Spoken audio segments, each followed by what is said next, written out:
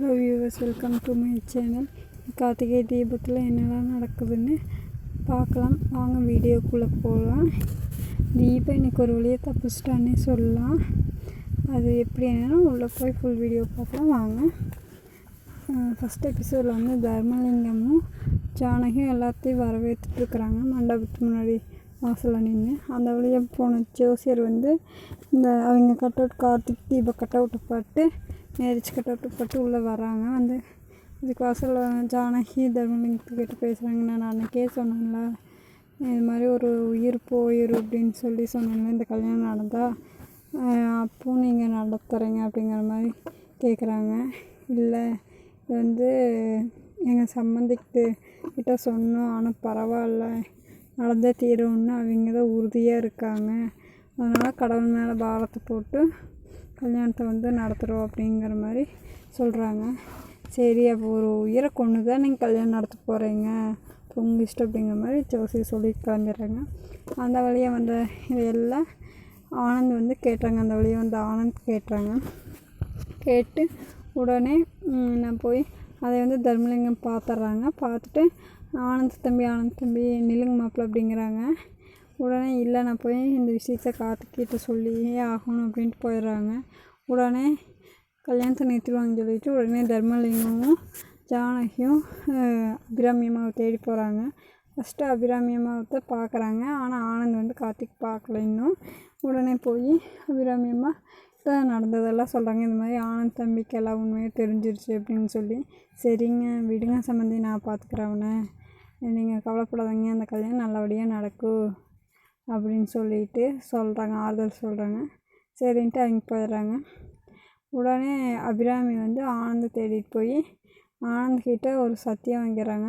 நான் வந்து வாழ்ந்து முடிச்சவோ, எனக்காக தீபா வந்து தாலியை கழட்டி வச்சா, ஸோ அவளுக்கு வந்து அவள் கழுத்தில் தாலி ஏறணும், அதை நான் பார்க்கணும். ஃபஸ்ட்டு இதை நான் பார்க்க முடியல, இதையாவது நான் பார்த்து சந்தோஷமாக கண்ணு மூடுறதா இருந்தால் மூடிடுவேன் அப்படிங்கிற மாதிரி சொல்லுவாங்க. ஏம்மா இப்படி சொல்கிறீங்க?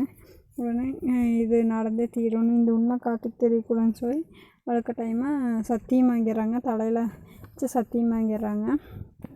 சரின்ட்டு அவனும் சத்தியம் பண்ணி கொடுத்துட்றாங்க. அடுத்த சீன் தீபா தான். தீபா வந்து தப்பிக்கிறதுக்கு ரவுடிக்கிட்ட கெஞ்சிகிட்ருக்கான். ஆனால் ரவுடிக்கு வந்து விடுற மாதிரி இல்லை. உடனே கொஞ்சம் ஒரு 5-10 நிமிஷம் கழித்து உடனே நான் பாத்ரூம் போகணுங்கண்ணா, என்னை விடுங்க, அவுத்து விடுங்க, கட்ட அவுத்து விடுங்க. விட மாட்டேன் அப்படிங்கிற மாதிரி ஒரு ரவுடி சொல்ல, இல்லை பாவண்டா, என்ன இருந்தால் அந்த பொண்ணு இது பண்ணு, வா அவுத்து விடு அப்படிங்கிற மாதிரி சொல்கிறாங்க. சரி, நீ என்னமோ பண்ணு அப்படின்னு சொல்லிவிட்டு அவுத்து விட்றாங்க. அவுத்து விட்றது வழக்கம் போல் பாத்ரூமுக்கு போய் பின்னாடி வழியாக தப்பிச்சு வரான். பின்னாடி வந்து ரவுடியாக அவத்துக்கு ஒரு கட்டக்க மண்டையை அடிச்சுட்டு அவன் எஸ்கேப் ஆகிட்றான். எஸ்கேப் ஆகி ரோட்டுக்கு வந்துடுறான். அதுவும் ஆட்டோவை பிடிச்சி கல்யாண மண்டபத்துக்கு போகணும், வலசார வாக்கம் அப்படின்னு சொல்லிட்டு அந்த கல்யாண மண்டபத்துக்கு பேர் சொல்லி அங்கே போகணும் அப்படின்னு சொல்லிட்டு ஆட்டோவில் ஏறிட்டேன். இந்த பக்கம் வந்து கார்த்திக் வந்து போலீஸ்க்கு கால் பண்ணி அவங்க 2 பேர் கிடச்சிட்டாங்களான்னு கேட்குறாங்க. அதுக்கு போலீஸ் இருந்துட்டு, இல்லை நீங்கள் கிடைக்கல, ஏதாவது மண்டபத்தில் தான் மாறு வேடத்துல சுற்றிட்டு இருப்பாங்க, நல்லா செக் பண்ணி பாருங்கள், உஷாராக இருங்க அப்படிங்கிற மாதிரி எச்சரிக்கிறாங்க. அந்த உடனே அந்த இடத்துல வந்து அருண் வரான். அருண் வந்ததும் கார்த்திக் கேட்குறான், இது மாதிரி யாராவது சந்தேகப்படுற மாதிரி இருக்காங்களா அப்படின்ட்டு. அதுக்கு அருண் வந்து அப்படியெல்லாம் யாரும் இல்லை அப்படின்னு வந்து சொல்லிடுறான். சரி, ஓகே அப்படின்னு சொல்லிட்டு 2 பேர் கேஷுவலாக போயிடுறாங்க. அடுத்து வந்து ஜானகியும் தர்மலிங்கத்துக்கும் ரொம்ப சங்கடமாகவே இருக்குது. இது எப்படி நம்ம வந்து இது பண்ணுறது, மறைக்கிறது, பேசாமல் நம்ம போய் தீபா கிட்ட சொல்லிடலாம், அப்புறம் அவள் பார்த்து பண்ணுறாது அப்படின்னு சொல்லிட்டு தீபா மணப்பெண் ரூமுக்கு போகிறாங்க. அங்கே வந்து ரியா தான் தீபா வேஷத்தில் இருக்கேன், அவகிட்ட போய் அன்றைக்கி ஐஸ்வர்யா சொன்னதெல்லாம் உண்மைதானா அப்படின்னு சொல்கிறாங்க. ஐஸ்வர்யாவுக்கு என்னம்மா சொன்னாங்க அப்படின்னு சொல்லி கேட்குறான். அதாம்மா, உங்கள் கழுத்தில் தாலி ஏறினா உங்கள் அத்தை உசுருக்கு ஆபத்து அப்படின்னு சொல்லி சொல்கிறான்.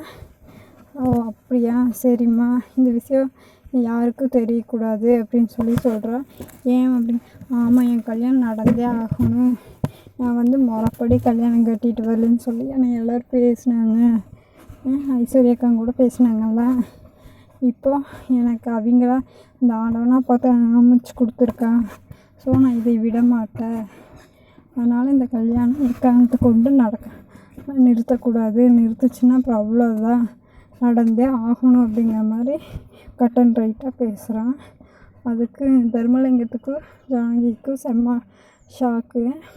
ஏம்மா நீ ஏன் பேசுகிற, கற்றுக்க வேண்டிய உசுரே கொடுப்புன்னு சொல்லுவீம்மா, அவங்கெல்லாம் வாழ்ந்து முடிச்சுவிங்கம்மா, நான் வாழணும், அது முறைப்படி தாலி கட்டி இது பண்ணணும், எனக்கும் ஆசை தானே, அதனால் இந்த கல்யாணம் நடந்தே ஆகணும் அப்படின்னு சொல்லி சொல்கிறான். இந்த பக்கம் வந்து தீபா வேறு தப்பிச்சு வந்துட்டுருக்கா. சப்போஸ் தீபா மண்டபத்துக்கு வந்தாவோ அம்பிகா வந்தாவோ கல்யாணம் வந்து நிற்கிறதுக்கு வாய்ப்பு இருக்குது. மேக்ஸிமம் வந்து அம்பிகா மேடம் தான் நிறுத்துவாங்கன்னு நான் நினைக்கிறேன்.